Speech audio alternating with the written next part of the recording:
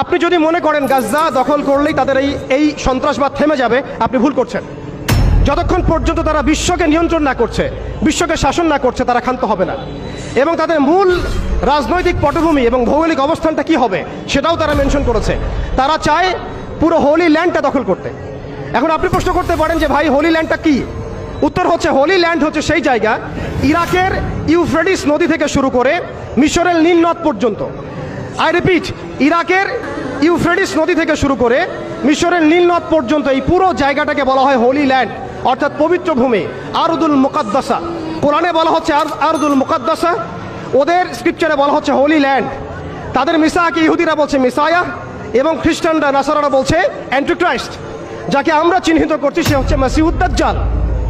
তারা এই হোলি ল্যান্ডটাকে স্বাধীন করতে চায়। তারা মিশরের নীল নদ থেকে শুরু করে ইরাকের ইউফ্রেটিস পর্যন্ত পুরো জায়গাটাই দখল করতে চায়। আপনারা যদি মনে করেন গাজ্জা দখল করার পর তাদের এই হামলা থেমে যাবে, আপনি ভুল করছেন। তারা ততক্ষণ পর্যন্ত ক্ষান্ত হবে না যতক্ষণ পর্যন্ত তারা হোলি ল্যান্ডটা দখল না করছে। এবং শেষ জামানায় যে বৃহত্তর মালহামা বা মহাযুদ্ধের কথা বলা হয়েছে, সেই যুদ্ধ হবে ইরাকের ইউফ্রেটিস নদীর সোনার পাহাড়কে কেন্দ্র করে। আস্তে আস্তে সময় সেদিকে এগিয়ে যাচ্ছে। তাহলে তাদের উদ্দেশ্যটা কি? তাদের উদ্দেশ্য হচ্ছে হোলি ল্যান্ডটাকে দখল করে সেখান থেকে তারা দাজ্জালের শাসন কায়েম করতে চায় সারা বিশ্বে। কারা চায়? জায়নিস্টরা চায়। এই ডটসগুলো যদি আপনি মিলাতে না পারেন এবং শুধু বাইরের চোখ দিয়ে আপনি দেখেন, ভিতরের চোখটাকে অন্ধ রাখেন, আপনি এই ওয়ার্ল্ডের জিও পলিটিক্স বুঝতে পারবেন না। শুধুমাত্র বাহ্যিক স্টাডি দিয়ে, বাহ্যিক জিও পলিটিক্স পড়াশোনা করে, বাহ্যিক ইকোনমিক্স পড়াশোনা করে আপনি এই ওয়ার্ল্ডের প্রকৃত জিও পলিটিক্সকে মেলাতে পারবেন না।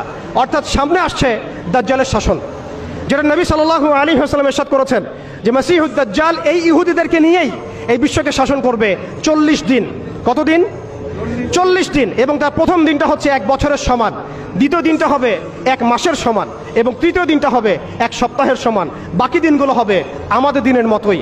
এই কথাটা আমাদের প্রিয় নবী মুহাম্মদ রাসূলুল্লাহ সাল্লাল্লাহু আলাইহি ওয়াসাল্লাম তার পবিত্র জবানে বলে গিয়েছেন বিধায় বিশ্ব এদিকে এগিয়ে যাচ্ছে।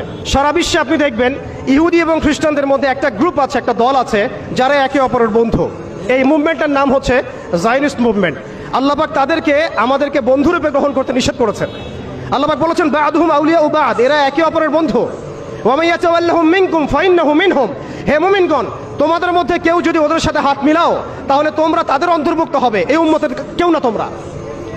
বা'দুহুম আউলিয়াউ বা'দ ফামান ইয়াতাওয়াল্লাহুম মিনকুম ফাইন্নাহু মিনহুম, তোমাদের মধ্যে কেউ যদি তাদের সাথে হাত মিলাও, বন্ধুত্ব করো, তোমরাও তাদের অন্তর্ভুক্ত। ইন্নাল্লাহা লা ইয়াহদিল কওমা যালিমিন, আর আল্লাহ পাক এই জালেমদেরকে হেদায়েত করবেন না বা করেন না। আল্লাহ পাক কোরআনে জায়নিস্ট মুভমেন্টের দলিল দিয়েছেন। এই জায়নিস্ট মুভমেন্ট ফর্ম করা হয়েছিল একদম 1900 সালের আগে, 1800 সাল থেকে 1900 সালের মধ্যেই এই জায়নিস্ট মুভমেন্টটাকে ফর্ম করা হয়েছে। তাদের মূল উদ্দেশ্য কি? তাদের এজেন্ডাটা কি? তারা কি শুধু গাজ্জা চায়? তারা কি শুধু রাফাহ চায়? তারা কি শুধু প্যালেস্টাইন এবং আল আকসা চায়? এটাও ভুল ধারণা। তারা শুধুমাত্র এই এতটুকু অঞ্চল চায় না। এই জায়নিস্টরা বেসিক্যালি চায় they want to rule the world, তারা পুরো বিশ্বকে শাসন করতে চায়। They want to rule the world, তারা পুরো বিশ্বকে শাসন করতে চায়। কেন চায়?